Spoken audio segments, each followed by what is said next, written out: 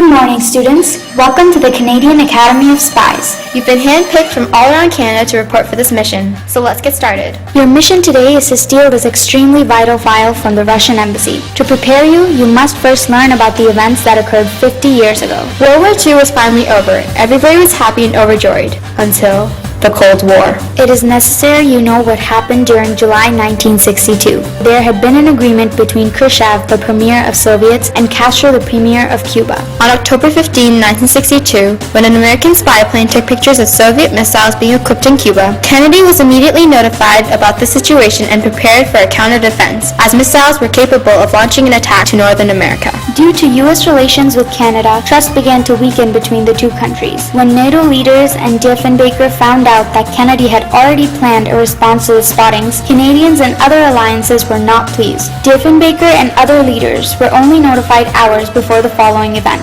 On October 22, 1962, Kennedy declared further action to the public if the missiles were not dismantled. He stationed a naval blockade in Cuba. This decision upsetted the NATO members. As a result, Kennedy and the American government wanted Canada to receive higher alert status known as DEFCON 3. Douglas Harkness, the Canadian Minister of Defense, agreed to the American proposal. However, the Canadian government spent more time evaluating the proposal than the Americans presumed. On October 24, 1962, the Canadian government agreed to the proposal. On October 28, 1962, the Soviets settled to dismantle their missiles in exchange for Kennedy's word not to attack Cuba. This ended the Cuban Missile Crisis. The situation was very, very, very hot. This following acronym will help you remember the reasons why Cuban Missile Crisis brought US and USSR deeper into the heart of the war. Communication. There was a lot of miscommunication and lack of understanding between the US and USSR. Opinions. The different ideologies of the two sides, Democrats and Communists, caused tension between the two opposing nations. Doubt.